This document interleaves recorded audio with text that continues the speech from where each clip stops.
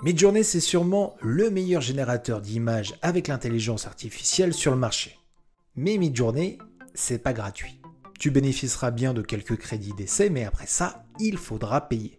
C'est pour ça que dans cette vidéo, je vais te donner plus de 10 générateurs d'images avec l'IA complètement gratuits, semblables à Midjourney, même si les résultats sont variables d'un générateur à l'autre. Et pour voir les différences, on va partir du même prompt pour tester l'ensemble de ces outils. Avant de faire le tour de l'ensemble des alternatives à Midjourney, on va soumettre un prompt à Midjourney et ce prompt-là, on le soumettra à l'ensemble des alternatives pour voir un petit peu où elles se situent sur le niveau de détail. Donc là, on est sur la version 5.1 de Midjourney. Notre prompt, c'est Batman and Superman Drink Tea. On va voir ce qu'il va nous proposer. Et on voit sur ce que Midjourney nous a proposé, eh bien c'est vraiment pas mal, hein. Surtout la 2. Là ici c'est un petit peu perdu sur les deux autres, mais la 1 et la 2, pas mal. Bon, on va essayer ce prompt sur l'ensemble des autres alternatives de Midjourney pour voir ce qu'elles ont dans le ventre. On est sur Canva pour tester l'application du texte à l'image qui fonctionne de la même façon, où on peut générer des images à partir de prompts. On va utiliser dans un nouveau design, par exemple une publication Instagram, et on voit ici l'application texte ou image si on veut la trouver, sinon dans notre barre d'outils quand on ouvre un design et on va chercher texte à l'image. Donc ici on va rentrer notre prompt Batman and Superman Drink Tea, et ce qui est pas trop mal sur Canva, c'est qu'on peut choisir le style qu'on veut mettre, par exemple ici on va mettre un style filmique, le format en carré, en paysage, en portrait, on va rester en carré, et Canva va nous générer 4 images différentes. Et à ce qu'on peut voir, c'est pas trop mal, même si il n'a pas reconnu Batman, il m'a proposé par exemple ici 2 Superman qui prennent le thé ensemble. On va essayer de créer à nouveau pour voir si l'IA de Canva arrive à trouver un petit peu mieux. À la limite, peut-être celle-là, où on aurait Superman et Bruce Wayne qui prennent le thé ensemble. Mais sinon, par exemple, si on demandait un prompt simple sur Canva, seulement Batman, et bien là, l'IA nous proposerait déjà quelque chose de plus intéressant. Sur Pixlr, on peut aller chercher l'outil AI Image Generator. Il se trouve juste ici, ou en lançant Pixlr X, dans le menu de gauche, AI Generator. Ici, nous allons rentrer notre prompt et nous allons pouvoir sélectionner le format que nous souhaitons, par exemple ici en photo. On va essayer d'être hyper réalistique, vous voyez on a vraiment beaucoup d'options disponibles. On va mettre en high résolution, vous voyez on a aussi d'autres résolutions disponibles et attributs, on va en mettre aucun. Et on va essayer de générer notre image. Et Pixlr a essayé de trouver quand même quelque chose de sympa. Là il a mélangé Batman et Superman, mais ici on a vraiment Batman d'un côté, Superman de l'autre. On peut essayer d'effectuer une variation de celui-ci pour avoir quelque chose de mieux, et franchement, eh bien c'est plutôt pas mal, même si on va plus loin dans la variation, on arrive sur quelque chose proche du prompt de base. On est dans adobe.com et on va aller chercher dans Firefly, l'outil Firefly en bêta et le text to image qui est à disposition juste ici.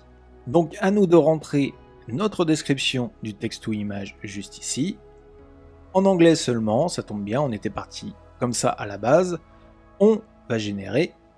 Voilà ce qui nous a généré. Bon, on est assez loin du prompt, mais ce qui est pas mal sur Adobe Firefly, c'est que on peut, sur le menu de droite, faire les modifications et ainsi avoir d'autres résultats sur notre design. Déjà, on peut modifier le ratio. Là, on va rester en format carré. Le type, on va pas toucher. Le style, par contre, on a énormément de styles. Si on va dans tous les styles, on peut sélectionner justement ces différents style, par exemple là on va mettre steampunk, on va essayer de mettre science-fiction, hyper réalistique, et vous voyez ils viennent de se rajouter juste ici.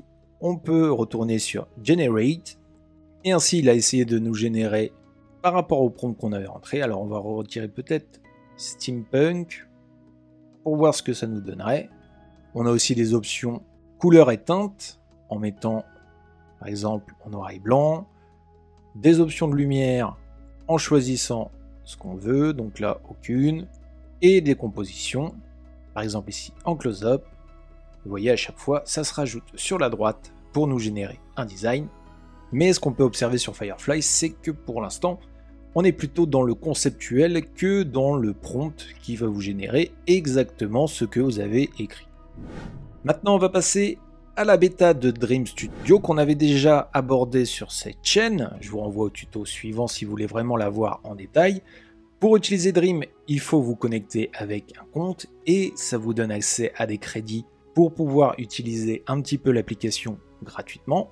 Donc là, si je me connecte soit avec un compte Google, soit avec un compte Discord ou mon adresse mail. Donc je suis sur mon compte Dream, je vais pouvoir rentrer mon prompt ici. Je peux mettre un prompt négatif pour pouvoir exclure quelque chose du prompt. Uploader une image de base, ça c'est plutôt pas mal si on souhaite travailler à partir d'une image. Choisir le format, donc là on va rester en format carré, 1 sur 1. Le nombre d'images qu'on souhaite générer, on va rester sur 4. Et on a tout ce qui est avancé ici. Par exemple, si on souhaite rajouter des étapes ou non, ça nous coûtera un petit peu plus de crédits, sachant que ici, j'ai toujours mes crédits de base qu'on m'avait offert, je crois que c'est 200 crédits à la base. Quand je suis prêt, je vais sur Dream. Ça va me générer 4 images de Batman et Superman qui boivent le thé. Et on va voir un petit peu le résultat que ça va nous donner. Eh bien, c'est plutôt pas mal, avec des concepts différents. Mais par exemple, si on prend celui-ci, on est pas mal à noter qu'on peut générer des variations. Ainsi, il nous le place en image de base. Donc voilà. Et si on va sur Edit, on peut régénérer notre prompt, mais ici avec un style de base. Donc par exemple, en animé, toujours le négatif prompt si on souhaite. Là, on va juste générer une image. On a toujours la possibilité d'avoir l'ensemble des paramètres avancés ici. Et si on génère, voilà ce que ça nous donne, mais bon, comme on est sur de l'animé, il nous a pas trop reconnu Batman et Superman, par contre il nous a bien fait 2 personnages d'animé qui boivent le thé ensemble. Ici on est sur Stable Diffusion, qu'on a déjà vu via ce tuto-ci, qui vous explique comment l'installer sur votre ordinateur pour générer à partir de votre PC, mais quand même sur Stable Diffusion, vous avez accès, si vous le souhaitez, à un générateur de prompt en ligne, qui est juste en dessous ici, sur le Playground. Donc, on va mettre notre prompt, ici c'est très simple, il nous suffit juste de générer l'image. Là par exemple, voilà ce qu'il nous a généré. On a les options avancées qui sont juste ici, qui nous permettent de paramétrer un maximum ce qu'on souhaite dessiner. Après, ça reste la version en ligne de Stable Diffusion. Si vous souhaitez vraiment utiliser Stable Diffusion, je vous conseille le tuto suivant qui vous permet d'avoir des résultats vraiment super dans la génération de vos prompts.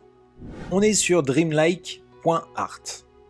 Ici, c'est une plateforme de génération de design où, avec la version gratuite, vous avez accès à 24 crédits par jour. Donc, il faudra quand même créer un compte, c'est ce qu'on va faire ici. Une fois que ce compte est créé, on peut aller dans Create. Alors, l'interface, elle peut faire un petit peu peur comme ça, mais en fait, elle est très simple. Vous mettez votre prompt ici. Donc, on est toujours sur notre Batman et Superman qui boivent le thé. On peut mettre des images de base pour pouvoir... On peut ajouter des images de base si on souhaite travailler à partir de celle-ci.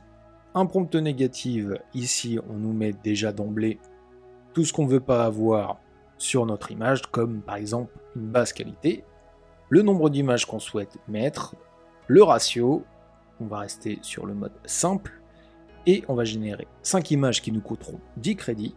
Et du coup ici, il nous a bien généré le fait que les deux buvaient le thé, mais il nous a mélangé Batman et Superman dans les deux cas. C'est un petit peu dommage, mais sinon le rendu est quand même pas mal. On est sur iGallery. On va pouvoir rentrer notre prompt, rentrer un prompt négatif si on le souhaite, choisir un seed si on le souhaite, changer l'ensemble des paramètres qui est juste ici. On est toujours sur le modèle de Stable Diffusion. Et on va pouvoir générer une image. Ça peut être un peu long là, on en a pour 1 minute 42 à attendre par exemple. Mais bon, on n'a pas eu à créer de compte et on a accès directement à l'outil comme ça de façon gratuite. Et voilà ce qu'on a eu. Si d'un côté on a bien Superman, de l'autre côté c'est un petit peu plus compliqué. On va passer maintenant sur Lexica. Lexica qu'on avait vu à travers d'autres tutos, qui a une bibliothèque assez énorme. Et justement ce qui était pas mal, c'est qu'on pouvait rechercher via des mots-clés des images et avoir accès aux prompts associés à celles-ci. Mais ici on va aller dans le Generate de Lexica pour pouvoir générer notre prompt. Ici on devra quand même s'authentifier avec un compte. Ainsi, on va mettre toujours notre même prompt. Ici, on a la possibilité de choisir toujours les dimensions et les options avancées. On génère. Et c'est franchement pas mal. Vous voyez ici, par exemple, cette image-ci.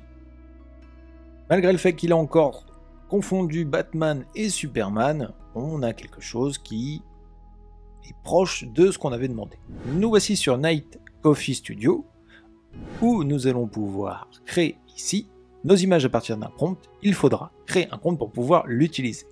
Night Café nous donne 5 crédits gratuitement. À nous après de choisir l'algorithme entre Stable Diffusion, DALL-E 2, Cohérent, Artistic Clip et Style Transfert. On va rester sur Stable avec la V1.5. On va marquer notre prompt ici. On peut choisir le style parmi tous les styles disponibles juste ici. On va mettre Modern Comics. On va sélectionner 4 images et on a des options supplémentaires si on souhaite modifier. On va rester comme ça. Et nous allons créer nos 4 images. Voilà ce que ça nous donne. Parmi les 4 images, on a notre image numéro 2, qui est plutôt pas mal, même si on voit pas le T. On a les 2 personnages qui sont dissociés. Et sur le reste, c'est un petit peu plus difficile. Mais c'est normal, c'est un prompt difficile. On regarde ce que l'ensemble de ces plateformes ont dans le ventre. On est sur Playground AI. Pour pouvoir l'utiliser, il faudra créer un compte. On va aller dans Board pour pouvoir rentrer notre prompt juste ici. Choisir le filtre qu'on souhaite appliquer. On va rester sur ce filtre. On peut ajouter une image pour avoir de l'inspiration. Ici, on va faire simplement à partir d'un prompt. On avait nos modèles et nos dimensions qui étaient disponibles juste ici. Et comme on peut le voir, eh bien, ça nécessite pas mal de travail, même si il nous a mélangé Batman et Superman, et ça nous donne quelque chose d'assez contemporain. On est maintenant sur Photor. On va pouvoir essayer de générer notre image. Ici, il faudra créer un compte pour pouvoir utiliser l'application. C'est ce qu'on va faire. On rentre notre prompt, le ratio, le style qu'on souhaite avoir. Ici, eh bien, on va mettre un style photographie plutôt. On choisit 2 images. On a 5 crédits gratuits offerts. Là, on vient d'utiliser 2 crédits pour pouvoir générer nos 2 images. Et on a quelque chose de plutôt réussi. En termes en tout cas de texture. Mais après, bah là on a 3 Superman qui boivent le thé. Et encore une fois, ils confondent Batman, Superman. L'IA, elle a du mal à différencier les deux. C'est dommage parce qu'on avait quelque chose d'intéressant avec cette deuxième image. Nous voici sur Blue Willow. Blue Willow, ça fonctionne vraiment comme Midjourney, c'est-à-dire qu'il faudra joindre la bêta qui est sur Discord, donc avoir un compte Discord, aller dans Join the Free Beta, accepter l'invitation de Blue Willow, choisir si on souhaite aider financièrement l'application ou non, donc nous ici on veut juste profiter de la version gratuite, et ici eh bien ça fonctionne vraiment comme Midjourney, c'est-à-dire que on a nos salles où on peut générer nos designs. Pour générer un design, il faudra aller dans un salon Rookie, taper le /imagine avec le prompt. C'est ce qu'on va faire tout de suite ici. On va par exemple aller dans cette salle-ci. On va taper notre commande /imagine avec notre prompt. Et on a nos images qui viennent d'apparaître. C'est franchement pas mal et ça fonctionne pareil que Midjourney, c'est-à-dire que vous choisissez une image, par exemple ici la U1, pour ainsi l'upscaler et pouvoir la travailler comme vous souhaitez. Alors c'est pas les mêmes résultats que sur Midjourney, mais c'est ce qu'on a peut-être de plus proche en termes d'utilisation et surtout sur le fait que ça soit pour l'instant gratuit avec une facilité d'accès si vous avez un compte Discord. Voilà pour l'ensemble des plateformes qui t'apporteront une alternative gratuite à Midjourney. Malgré tout ça, comme tu as pu le voir, Midjourney ça reste le boss du générateur d'images par IA. Et si comme moi, tu utilises l'IA tous les jours pour générer des images via Midjourney, eh bien je te renvoie à ce tuto, un guide complet qui t'aidera à maîtriser Midjourney de A à Z. Et si tu souhaites suivre l'actualité de l'IA et des réseaux sociaux, je t'invite à rejoindre notre newsletter. Et quant à moi, je te dis à très bientôt sur le Labo des réseaux.